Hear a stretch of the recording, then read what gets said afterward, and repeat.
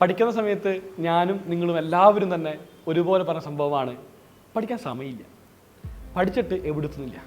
ഞാൻ എൻ്റെ വീട്ടിലും എൻ്റെ മാഷ്മാരോടും എല്ലാവരോടും പറയുമായിരുന്നു, പഠിക്കാൻ ഒട്ടും സമയമില്ല. ഇപ്പോൾ നിങ്ങളും അങ്ങനെ പറയുന്നുണ്ടാവും ഇല്ലേ?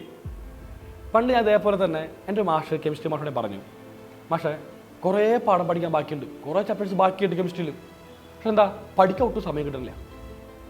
ഞാനപ്പോൾ എല്ലാ കാര്യവും മാറ്റി വെക്കണം. ഞാനിപ്പോൾ നമ്മൾ അത്യാവശ്യം എക്സസൈസ് ചെയ്യുമായിരുന്നു, അതുപോലെ കുറച്ച് നേരം കളിക്കാൻ പോകുമായിരുന്നു, കുറച്ച് ഫോണൊക്കെ നോക്കുമായിരുന്നു സമയത്ത്. അപ്പോൾ ഈ കാണുന്നതിനൊക്കെ ഞാൻ മാറ്റി വെച്ചിട്ട് ബാക്കി ഫുള്ള് പഠിക്കണം. ഞാൻ എൻ്റെ മാഷിനോട് ചോദിച്ചു, മാഷിനോട് ചോദിച്ചു ഒരു ദിവസം എത്ര മണിക്കൂറുണ്ടെന്ന്. അപ്പോൾ ഞാൻ പറഞ്ഞു 24. എല്ലാവർക്കും തന്നെയാണ്, ഒരു മാറ്റമില്ല.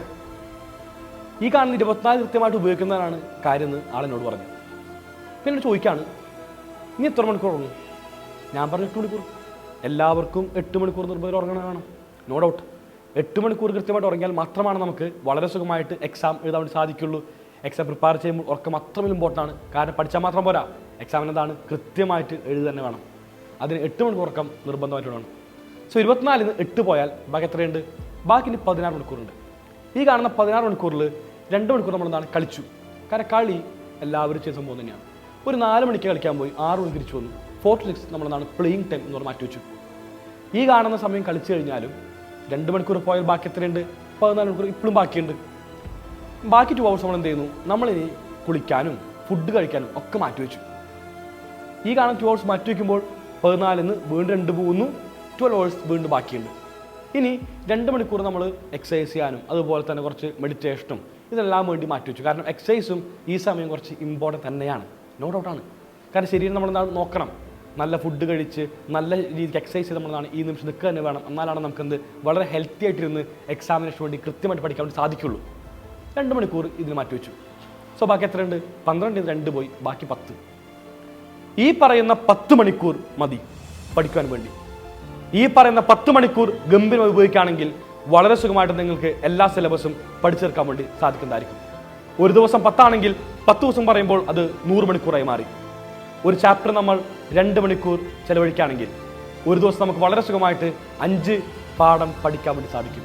അങ്ങനെ 10 ദിവസം പറയുകയാണെങ്കിൽ 50 പാഠം വളരെ സുഖമായിട്ട് തീരുന്നതായിരിക്കും. ഇങ്ങനെ പഠിക്കേണ്ടത്. ഇത്രമേൽ സുഖമായിട്ട് പഠിക്കുമ്പോൾ വളരെ സുഖമായിട്ട് തന്നെ നമുക്ക് എക്സാമിനകത്ത് മാർക്ക് സ്കോർ ചെയ്യാൻ വേണ്ടി സാധിക്കുകയും ചെയ്യും. ഇപ്പോൾ എല്ലാ പാഠവും എന്തായാലും എല്ലാവരും പഠിച്ചെഴുതിക്കില്ല, കുറച്ച് പാഠം എന്തായാലും പഠിച്ചിട്ടുണ്ടാവും. ഈ പറയുന്ന കുറച്ച് പാഠം പഠിച്ച് അത് വീണ്ടും റിവൈസ് ചെയ്യാനും കുറച്ച് പാഠം പഠിക്കാത്തുണ്ടാവും. ആ കാണുന്ന പഠിക്കാത്ത പാഠം വീണ്ടും പഠിക്കാനും നമുക്ക് എന്താണ് നല്ല സമയമാണ് ഇപ്പോൾ ഉള്ളത്. ഈ കാണുന്ന സമയം ഉപയോഗിക്കുക മാത്രമാണ് നിങ്ങൾ ചെയ്യേണ്ടത്. ഇങ്ങനെ പറഞ്ഞപ്പോൾ ഇതെൻ്റെ ജീവിതത്തിൽ ഒരു തിരിച്ചറിവായി എനിക്കുണ്ടായിരുന്നത്. കാരണം ഞാൻ സമയമില്ല എന്ന് പറഞ്ഞുകൊണ്ടിരുന്ന സ്ഥലത്ത് നിന്ന് 10 മണിക്കൂർ ഒരു ദിവസം പഠിക്കാൻ വേണ്ടി സമയമുണ്ടെന്ന് എൻ്റെ അധ്യാപകൻ എന്നെ മനസ്സിലാക്കി തന്നു. അത് വലിയ തിരിച്ചറിവാണ്. കൃത്യമായിട്ടുള്ള സ്ട്രാറ്റജിയാണ് ബിൽഡ് ചെയ്യേണ്ടതെന്ന് ഞാൻ ആ നിമിഷം മനസ്സിലാക്കി. ഒരു സ്റ്റഡി പ്ലാൻ തയ്യാറാക്കി ഞാൻ മനസ്സിലാക്കി. കൃത്യമായ ടൈം ടേബിൾ വേണമെന്ന് ഞാൻ മനസ്സിലാക്കി. ഈ കാണുന്ന ടൈം ടേബിൾ ഞാൻ സ്ട്രക്ചർ ചെയ്തു. എൻ്റെ ഉറക്കത്തിനനുസരിച്ച് എനിക്ക് രാത്രി ലേറ്റ് ആയിട്ട് പഠിക്കുന്നതാണ് എനിക്ക് ഏറ്റവും ഇഷ്ടമുണ്ടായിരുന്നത്.